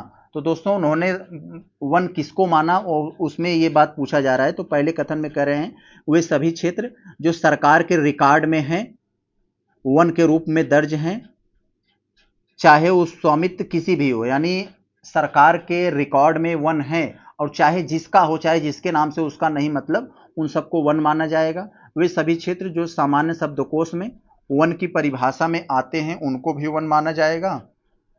वे क्षेत्र जिन्हें 1996 के आदेश के बाद राज्य सरकारों द्वारा गठित विशेष समितियों द्वारा वन के रूप में चिन्हित किया गया था, उनको भी यस। तो 3 के तीनों में ऑप्शन डी आपका आंसर हो जाएगा। किन क्षेत्रों में सम्मिलित माना? तो इन तीनों में माना था। 106वें का आपका आंसर यही हो जाएगा। दोस्तों अब हम लोग देखते हैं क्वेश्चन नंबर 107वां। इसमें आपको पूछा जा रहा है किलाउआ ज्वालामुखी। किलाउआ ज्वालामुखी के संबंध में आपको कुछ कथन दे दिए हैं। इन्हीं कथनों को पढ़कर बताना है कि कौन सा हमारा जो है कथन सही है। तो अगर हम दोस्तों किलाउआ के बारे में थोड़ा सा आपको बता दें कि दोस्तों अमेरिका में एक दोस्तों स्टेट है हवाई द्वीप, तो वहीं हवाई द्वीप में ये किलाउआ ज्वालामुखी है। और हवाई द्वीप आप ये समझ लीजिए, तो हवाई द्वीप में ये किलाउआ ज्वालामुखी है जो बहुत ही सक्रिय ज्वालामुखी है, सक्रिय है इतना याद रखिए। तो ये वाला आपसे जो कह रहे हैं विश्व के कम सक्रिय ज्वालामुखी में गिना जाता है, नहीं मेरे भाई, विश्व के सबसे अधिक सक्रिय ज्वालामुखियों में से एक है। अधिक सक्रिय मुखी है, कम नहीं है, तो ये गलत हो गया आपका, तो ये गलत हुआ। तो ये जहाँ एक है आप हटा देंगे, तो अभी काम नहीं बना। आगे देखते हैं, इसके शिखर के ढहने से एक काल्डेरा का निर्माण हुआ है। यस हुआ है दोस्तों, यहाँ पर ये वाला तो आपका बिल्कुल सही है, ये बिल्कुल सही है। और तीसरा वाले में करें, यह हवाई द्वीप के दक्षिण पूर्वी भाग में स्थित है, तो यस ये भी वाला आपका सही है।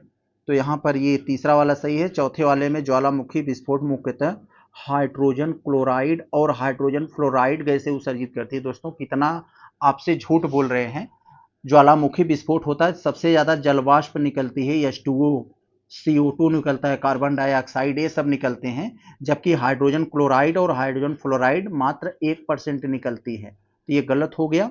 तो आपका 1 और 3 के 2, 1 और 4 गलत हो गया, 2 और 3 सही है, आपका ऑप्शन ए हो जाएगा। बहुत अच्छा। तो दोस्तों क्वेश्चन नंबर 108वें को देखते हैं। बहुत ही अच्छा कंसेप्चुअल प्रश्न है, कई सारे आपको यहाँ कंसेप्ट जानने को मिलेंगे। करें डेनाली फॉल्ट।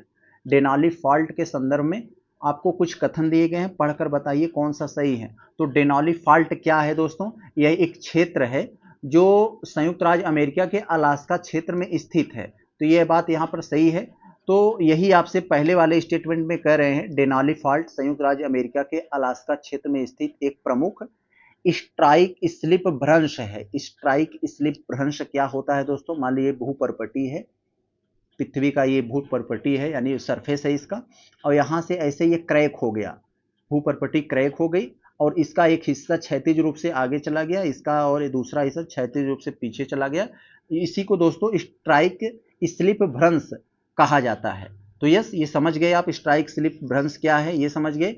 जो रिंग ऑफ फायर टेक्टोनिक गतिविधियों का हिस्सा है। रिंग ऑफ फायर क्या होता है दोस्तों? आप लोग जानते हैं प्रशांत महासागर में एक घोड़े के नाल का आकार का क्षेत्र है, जहां पर अक्सर भूकंप और ज्वालामुखी उद्गार होते रहते हैं, उन्हें रिंग ऑफ फायर कहा जाता है, यानी हमेशा आग के गोले टाइप के कुछ निकलते रहते हैं। तो यस, तो जो रिंग ऑफ फायर टेक्टोनिक गतिविधियों का हिस्सा है, तो ये वाला कथन आपका बिल्कुल सही है।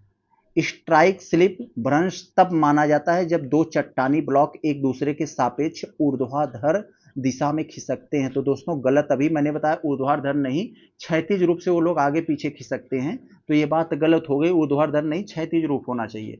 तो आपका ऑप्शन ये ए हो जाएगा, केवल एक। आगे देखें हम लोग 190 में। 190 में दोस्तों आपसे कह रहे हैं कथनों पर विचार करें, विचार कर बताएं कौन सा कथन हमारा सही है। तो पहले वाले स्टेटमेंट में कुछ क्षेत्रफल के अनुसार लवणीकरण, कुछ क्षेत्रफल के अनुसार लवणीकरण से सबसे अधिक प्रभावित देश ऑस्ट्रेलिया है, जबकि परसेंट के हिसाब से ओमान सबसे अधिक प्रभावित क्षेत्र है। तो दोस्तों ये बात, पहला वाला स्टेटमेंट आपका बिल्कुल सही है, यानी जो साल्टिफिकेशन से लवणीकरण से जो सबसे ज़्यादा देश प्रभावित है वो ऑस्ट्रेलिया है, जबकि परसेंट के मामले में, यानी जिसका जमीन सबसे ज़्यादा अपनी खुद की जमीन का ज़्यादा प्रतिशत जो लवणीकरण हो चुका है वो ओमान का है, क्योंकि ओमान छोटा है। तो ये वाला बात आपकी सही है। दूसरा स्टेटमेंट, भारत में लवणीकरण से सबसे अधिक प्रभावित राज्य उत्तर प्रदेश है, जिसके बाद गुजरात, महाराष्ट्र, पश्चिम बंगाल और राजस्थान का हिस्सा आता है, जो कि दोस्तों यहाँ पर गलत बात कही जा रही है। 90 में ये बात गलत है। क्यों गलत है दोस्तों? भारत में लवणता सबसे अधिक प्रभावित क्षेत्र गुजरात है, उसके बाद उत्तर प्रदेश है, तो यहाँ गुजरात पहले नंबर पर है मोदी जी का। तो यहाँ दूसरा वाला स्टेटमेंट आपका गलत, तो पहला केवल सही है, 109 का ए हो जाएगा। बहुत अच्छा। आगे अगर हम लोग 110वां का देखें तो इसमें कह रहे हैं वही लवणीकरण से फिर एक क्षेत्र आपको प्रश्न मिल गया है। तो कह रहे हैं लवणीकरण से प्रभावित मिट्टी की समस्या से निपटने के लिए निम्नलिखित में से कौन सा संधारणी कृषि प्रबंधन पद्धतियां सुझाई जा सकती हैं। तो जानते हैं दोस्तों आप लोग साल्टिफिकेशन यानी लवणीकरण से प्रभावित जो मिट्टी होती है उसकी समस्या को निपटने के लिए मल्चिंग अपनाना। यस, ये बात बिल्कुल सही। मल्चिंग का मतलब मिट्टी को, खेत को आपको जो है जो जहां पर साल्टिफिकेशन हो रहा है उसको खरपतवार से या किसी अन्य चीजों से ढक दिया जाए, तो इस तरह से मल्चिंग का मतलब कवर करना हो गया। तो ये सी बात सही है। लवण सहिष्णु पादप किस्मों का विकास, यानी ऐसे हमें पौधों का विकास करना होगा जो लवणता को सहन कर सके। तो यस, ये भी वाला सही है। अगर दोस्तों हम लोग तीसरा वाला स्टेटमेंट को देखें तो करें जल संचयन के लिए कृत्रिम तालाबों का निर्माण कराना। तो दोस्तों ये कृत्रिम तालाबों के निर्माण से यह लवणीकरण की समस्या समाप्त नहीं होगी, तो ये वाला यहाँ पर गलत है। चौथे वाले स्टेटमेंट को देखें तो कह रहे हैं बायो रेमेडिएशन। बायो रेमेडिएशन का मतलब दोस्तों सूक्ष्म जीवों का उपयोग करके जो है मतलब ये लवणीकरण को जो है दूर करना समस्या को। तो यस, बायो रेमेडिएशन मतलब ये कुछ एक तरह का दोस्तों कह सकते हैं हम कुछ मतलब ये एक तरह का दोस्तों कुछ बैक्टीरिया या जीवित जीव होते हैं, वे इस समस्या से निपटाने में थोड़ा बहुत मदद करते हैं। तो यही चौथा वाला भी आपका सही है। तो आपका जो आंसर होना चाहिए ये हो जाएगा आपका बी वाला, 1, 2 और 4, 10वें का 110वें का आपका बी हो जाएगा। बहुत अच्छा। आगे हम लोग अगर देखें 11वां क्या कह रहे हैं दोस्तों, 11वें में आपसे पूछा जा रहा है, कह रहे हैं उत्तर प्रदेश में खनिज संसाधनों और उनके ये भौगोलिक वितरण के संदर्भ में कुछ कथन है, बताइए कौन सा सही है। बहुत सिंपल सा प्रश्न है। प्रदेश में खनिजों की खोज मुख्यतः विंध्य क्षेत्र यानी विंध्याचल वाले क्षेत्र जो है बुंदेलखंड, हिमालय की निचली श्रेणियां आदि नदी घाटियों में की जाती है। यस, बिल्कुल सही।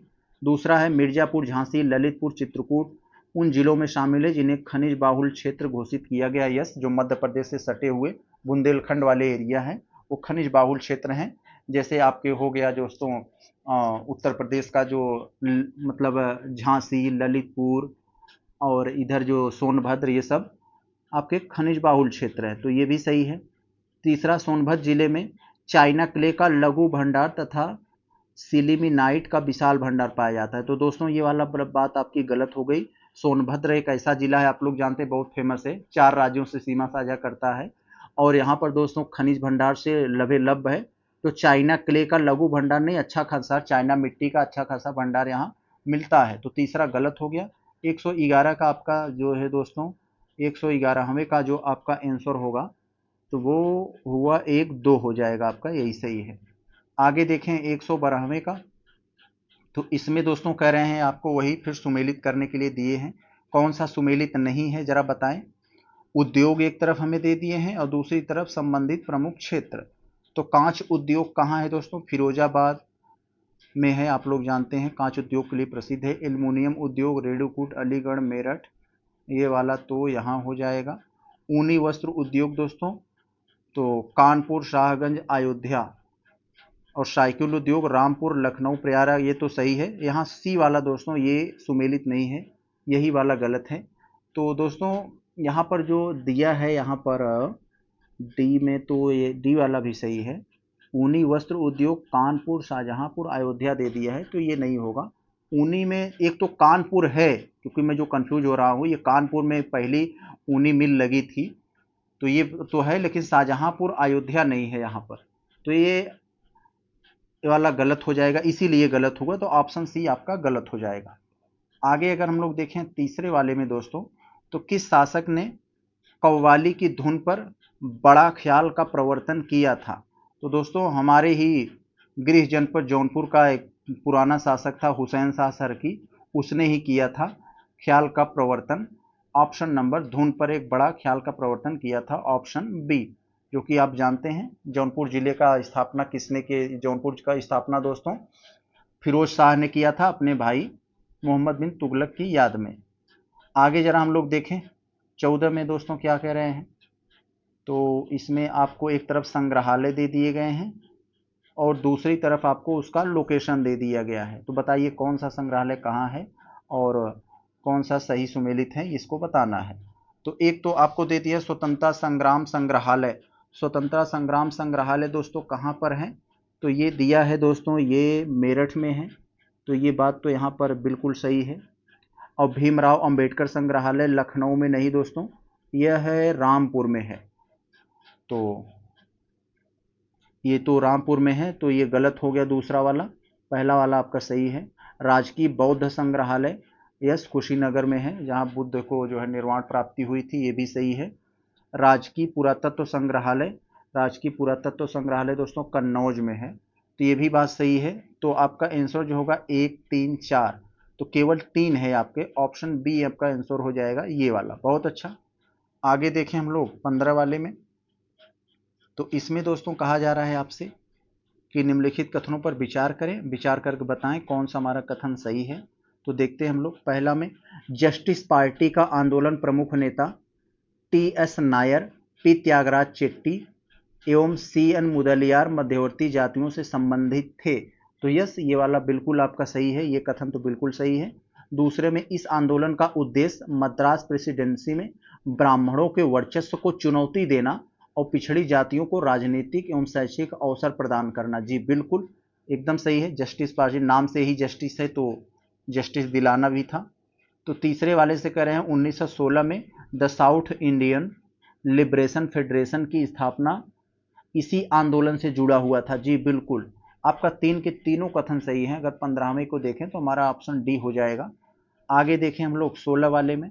तो इसमें दोस्तों हमें कह रहे हैं, एक सिंपल सा छोटा सा प्रश्न है, भारत स्त्री मंडल की स्थापना किसने की थी। तो दोस्तों एक महिला ने की थी। आप लोग जानते होंगे भारत स्त्री मंडल की स्थापना सरलाबाई देवी चौधरानी ने किया था। ऑप्शन नंबर बी हो जाएगा। बहुत अच्छा। आगे चले हम लोग देखें 1910 में किया था ये, 1910 में सरला देवी चौधरानी ने कलकत्ता में किया था।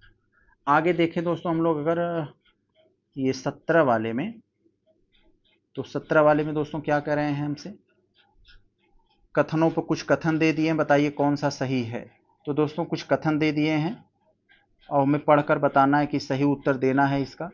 पहला वाला हम पढ़ें दोस्तों, तो पूना सेवा सदन की स्थापना गोपाल कृष्ण गोखले द्वारा की गई थी, जिसका उद्देश्य दलितों की दशा में सुधार करना और अकाल पीड़ितों की सहायता पहुंचाना।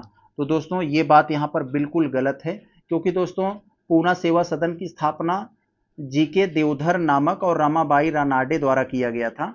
इसका उद्देश्य दोस्तों महिलाओं की दशा को सुधारना था। तो ये बात यहाँ पर गलत हो गई, अकाल पीड़ितों से संबंधित नहीं था, महिलाओं की दशा सुधारने के लिए किया गया था, तो ये गलत हो गया। दूसरा देखें तो अगर हम लोग भारत धर्म महामंडल की स्थापना 1902 में वाराणसी में एक रूढ़िवादी हिंदू संगठन के रूप में की गई, जिससे आर्य समाज सिद्धांतों का विरोध किया गया। तो आर्य समाज के सिद्धांतों का विरोध किया गया था भारत धर्म महामंडल के द्वारा, 1902 में इसकी स्थापना वाराणसी में हुई, बिल्कुल ये सही है। तीसरा क्या देखें, social service league, social service league की स्थापना 1911 में नारायण मल्हार जोशी के द्वारा की गई, जिसका उद्देश्य जनसामान्य की दशा को सुधारना था। यस बिल्कुल, 2 और 3 सही है आपके, ऑप्शन बी हो जाएगा। चले हम लोग आगे देखते हैं 18 वाले में। यहाँ कह रहे हैं कि अरबों के सिंध पर आक्रमण के समय, अरबों ने जब सिंध पर आक्रमण किया था तो उस समय अफगानिस्तान पर किसका शासन था। बहुत ही सिंपल सा प्रश्न है, हिंदुओं का शासन था, ऑप्शन सी हो जाएगा। तो अरबों के आक्रमण के समय दोस्तों अफगानिस्तान में हिंदू शासन था, वहाँ पर क्षेत्र काबुल में, और उसी के बगल में दोस्तों जाबुल, 2 हिंदू राजा में विभक्त था ये, आप लोगों ने इसके पढ़ा होगा। आगे अगर हम देखें तो 19 वाले में, तो उमैयद खलीफाओं से निम्नलिखित में से कौन असंतुष्ट थे। तो उमैयद खलीफाओं से कौन असंतुष्ट थे, तो उमैयद वंश के कुल 18 खलीफा हुए, इस वंश का प्रमुख खलीफा अबू बकर था।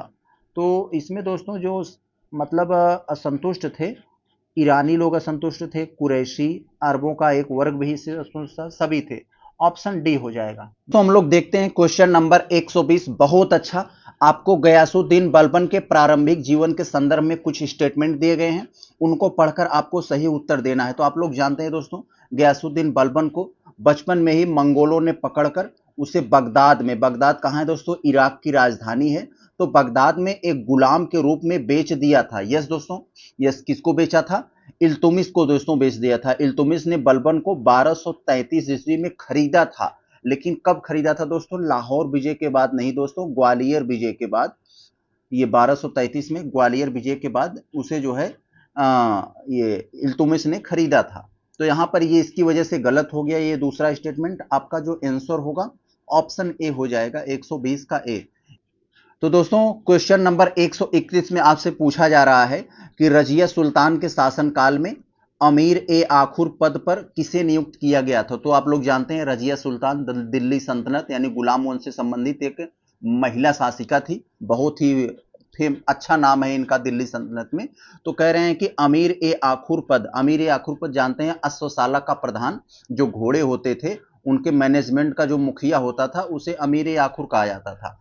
तो इसे किसको नियुक्त किया गया था इस पद पर, ये आपसे जानना चाह रहे हैं। तो दोस्तों ये मालिक जमालुद्दीन याकूत, इन्हें जो है नियुक्त किया गया था रजिया सुल्तान के शासनकाल में। आगे जरा हम लोग देखते हैं। अब दोस्तों यहां पर आपको 2-3 जरा है, अभी तो आप लोगों ने रीजनिंग का देखा था, यहां 2-4 आपको मैथ के प्रश्न मिलने जा रहे हैं, देख लीजिए, बहुत अच्छा काम की चीज है आपकी। वर्तमान में कह रहे हैं पिता अपने पुत्र से 3 गुनी एज का है, 5 वर्ष पहले उसकी एज पुत्र की आयु से 4 गुना थी। तो वर्तमान में पुत्र की आयु क्या है, इसको हम बड़े ही अच्छे से समझते हैं दोस्तों। आप यहां समझ लीजिए ये फादर हैं और ये सन है, तो यही कह रहे हैं वर्तमान में पिता अपने पुत्र से 3 गुनी एज का है। तो हम लोग पुत्र का यानी सन का x मान लेते हैं, तो पिता का हमारा 3x हो जाएगा। तो यही कह रहे हैं अब 5 वर्ष पहले उसकी आयु पुत्र की आयु से 4 गुना थी। तो 5 वर्ष पहले उसकी आयु पुत्र की आयु से 4 गुना थी, तो 3x माइनस 5 कर लेते हैं हम, यानी 5 वर्ष पहले की बात है, 5 वर्ष पीछे चलना पड़ेगा। और ये बराबर अगर कर ले यहाँ तो ये x माइनस 5 हो जाएगा। तो कह रहे हैं कि ये 4 गुना थी, तो 4 गुना हमें समीकरण बराबर करना है, तो यहाँ 4 करना पड़ेगा, 4 का गुणा करना पड़ेगा। ये आप लोग समझ गए होंगे इस बात को। अगर हम लोग इसको देखें तो 3x इधर, 4x इधर, इधर मान लीजिए घटा देंगे x आ जाएगा, और 5 इधर, 4 पंचे 20, 15 आ जाएगा। तो कह रहे हैं यही वर्तमान में पुत्र की आयु, पुत्र को हमने x माना है तो 15 हो जाएगा। ऑप्शन आपका सी आंसर हो जाएगा। बहुत अच्छा। तो साथियों क्वेश्चन नंबर 123 को हम लोग देखते हैं। बहुत अच्छा, लस म से संबंधित प्रश्न आपको दिया है। 2 संख्याओं के कह रहे हैं मस तथा लस, क्रमशः 44 और 264 है। प्रथम संख्या को 2 से भाग देने पर भागफल 44 प्राप्त होता है, तो दूसरी संख्या क्या है। तो दोस्तों डायरेक्ट ये फार्मूला पर ही बेस है, आप लोग फार्मूला पढ़े होंगे दोस्तों। लस लस गुणे मस, ये आप लोग देखे होंगे दोस्तों, लस गुणे मस बराबर पहली संख्या गुणे दूसरी संख्या।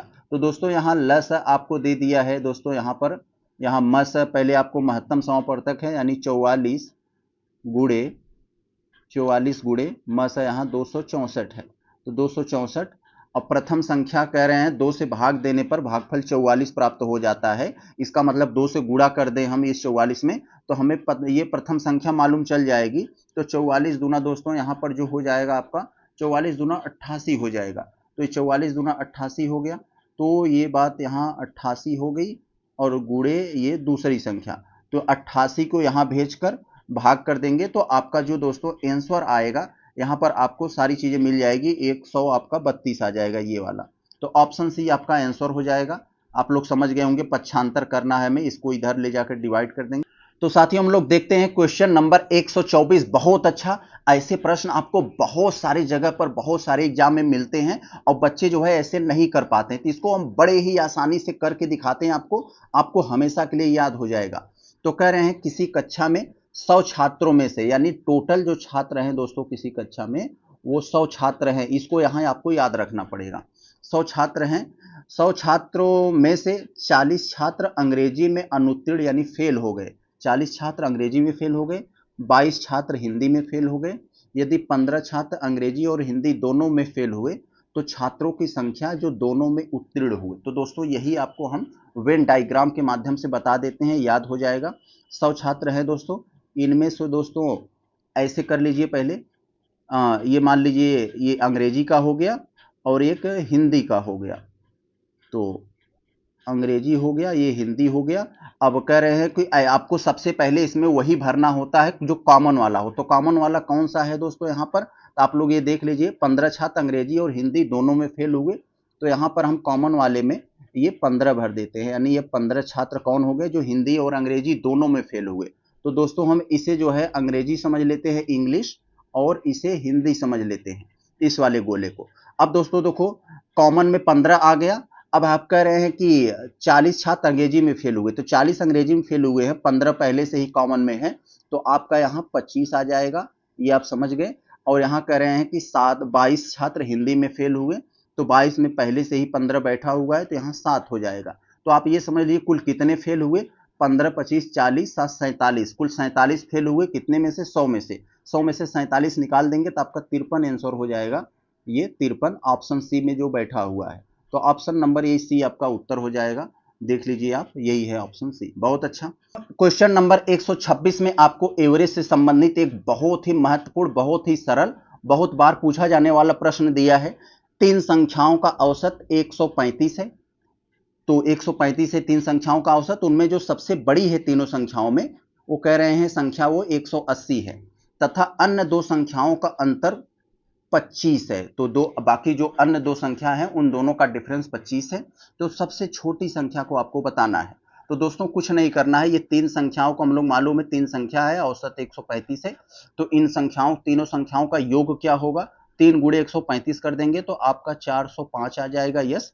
और कह रहे हैं एक संख्या 180 है, तो ये दोस्तों यही 180 अगर इनमें से हम घटा दें, 405 में से 180 को घटा दे रहे हैं, तो हमें दो संख्याओं का योग पता चल जाएगा, बाकी जो दो नहीं दिया है उनका योग। तो 405 में से 180 गए, यहाँ 5 आ जाएगा, यहाँ पर 10 में से 8 गए, 2 आ जाएगा, और बाकी यहाँ पर 2 बचा है, ये तो 225 आ जाएगा। यस। तो कह रहे हैं यही बाकी दो अन्य जो संख्याएं हैं उनके योग, तो ये मान लीजिए इनका डिफरेंस करें 25 है, इनमें 25 घटाकर 100 से 2 से भाग दे देंगे, क्योंकि 2 का डिफरेंस है। 225 में से 25 गया तो 200 बचा, 200 में से 2 का भाग दिए, 100 बचा। यस। तो 100 हो जाएगा, आपका ऑप्शन ये डी हो जाएगा। बहुत अच्छा। आगे चले हम लोग देखते हैं 127 में, गया हमारा मैथ वाला। अब आ गए हम लोग फिर जीएस पर। तो निम्नलिखित कथनों पर विचार करें, विचार कर बताएं कौन सा हमारा कथन सही है। तो टैगा वन बायोम शीतोष्ण क्षेत्र की विशिष्टता है, जो प्रायः उत्तरी अमेरिका और यूरेशिया उपध्रुवी क्षेत्रों में पाई जाती है। जी बिल्कुल, ऑप्शन ए आपका ये जो स्टेटमेंट पहला है ये आपका बिल्कुल सही है, तो ये आपका सही हो गया। अगर हम लोग ये दूसरा स्टेटमेंट को देखें, कार्बोनीफेरस युग में, आप लोग जानते हैं कार्बोनीफेरस युग में हमारे जो तमाम महाद्वीप हैं वो एक साथ जुड़े थे, जिन्हें हम लोग पैंजिया बोलते थे, उनके आसपास जो पानी भरा होता था उन्हें पैंथालासा बोलते थे। तो यही कह रहे हैं, कार्बोनीफेरस युग में समस्त स्थलखंड एक विशाल भूखंड के रूप में संलग्न थे, यानी जुड़े हुए थे, जिन्हें पैंथालासा कहा जाता था। मेरे भाई, पैंजिया कहा जाता था स्थलखंड को, और उसके आसपास जो पानी भरे थे उन्हें पैंथालासा कहा जाता था। तो ये गलत हो गया हमारा, तो ये गलत हो गया, तो हम हटा दें, जहां जहां दो है हटा देते हैं, हमको उत्तर मिल जाएगा। ऑप्शन बी हमारा आंसर होगा। और आप लोग जानते हैं क्यों, क्योंकि एंडीज पर्वत श्रृंखला विश्व की सबसे लंबी पर्वत श्रृंखला है, जिसकी लंबाई 7200 किलोमीटर है। तो यस, समझ गए आप लोग जो है साउथ नॉर्थ अमेरिका में। तो आपको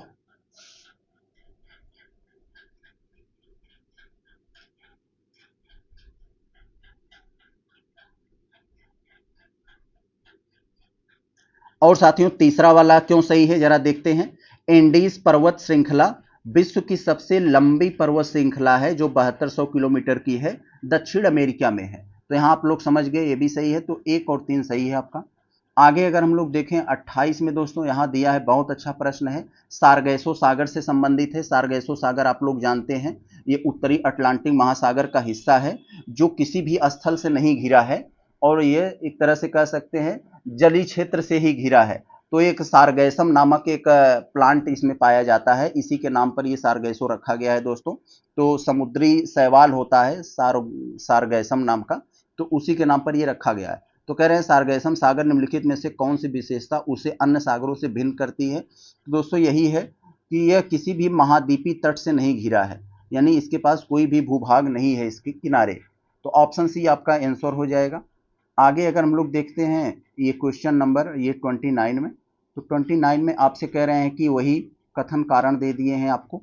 तथ्य है, यहाँ पर कथन है, फिर कारण है। तो कथन कारण को पढ़कर हमें सही उत्तर देना है।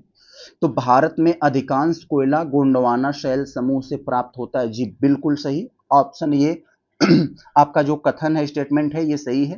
दोस्तों कारण आर को अगर देखें तो कह रहे हैं धारवाड़ शैल समूह में मुख्यतः लौह धात्विक और अलौह धात्विक खनिज पाए जाते हैं। दोस्तों ये धारवाड़ शैल समूह में लौह धात्विक और अलौह धात्विक जैसे कोयला वगैरह ये पाए जाते हैं।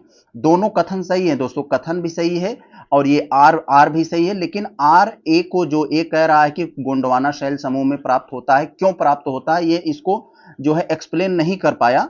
लेकिन अपनी जगह पर तो सही है, अपनी जगह पर ए भी सही है, ए भी सही है, लेकिन कारण ए को एक्सप्लेन नहीं कर रहा है आर। तो आपका जो आंसर होगा बी हो जाएगा, ये वाला।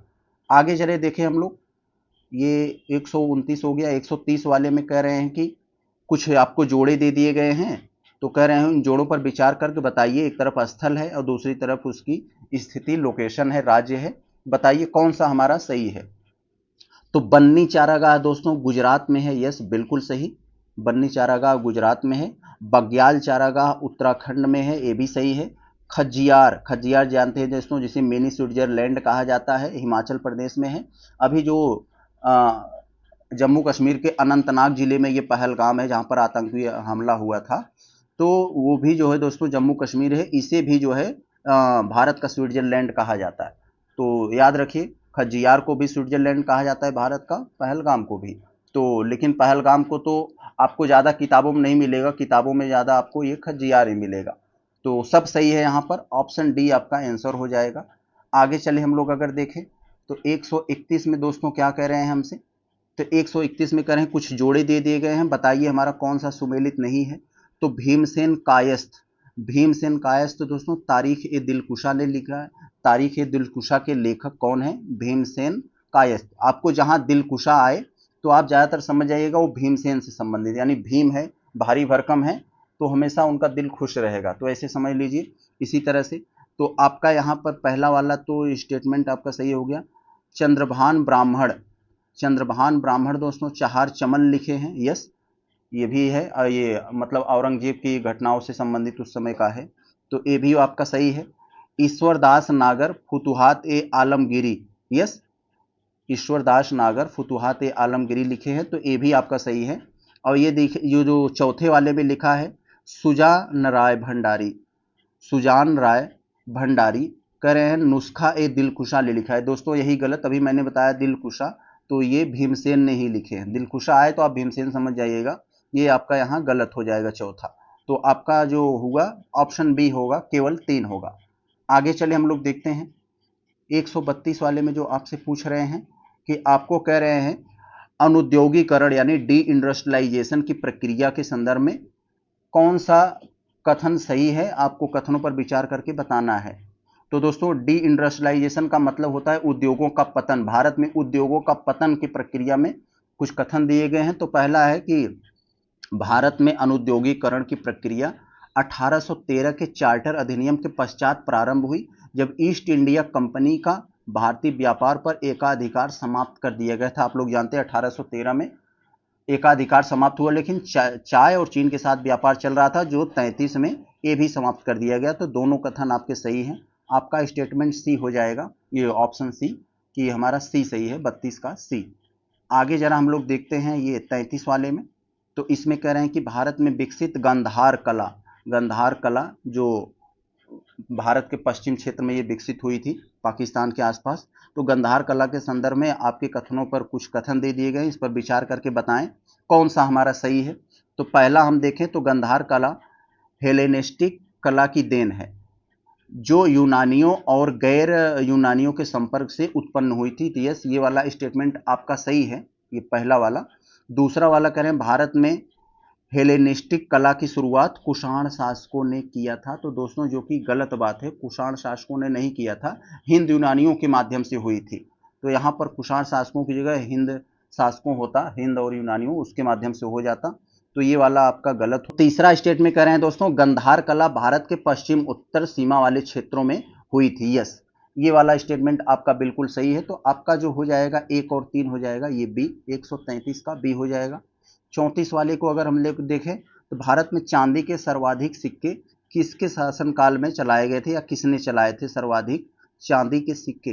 तो अगर हम लोग यहाँ पर इसको जरा देखते हैं अगर, तो आपसे यहाँ पर क्या कह रहे हैं, तो चांदी के सर्वाधिक सिक्के किसने चलाए थे, तो आप लोग समझ गए होंगे ये शक शासकों ने यहाँ पर चलाए थे। और जो यहाँ ये कुषाण शासक दिए हैं तो ये सोने के सिक्के गोल्ड कॉइन ये ज़्यादा चलाए थे। और यहाँ सातवाहन है, तो सातवाहन दोस्तों कौन सा चलाए थे, शीशे के सिक्के बड़ी मात्रा में। तो आपका आंसर यहाँ सी होगा। अगर हम देखें ये 135 में, तो आपको यहाँ स्टेटमेंट कुछ दिए गए हैं और उसके कारण है, इनको देखकर हमें सही आंसर देना है। नॉर्थ पश्चिम ये यहाँ पर,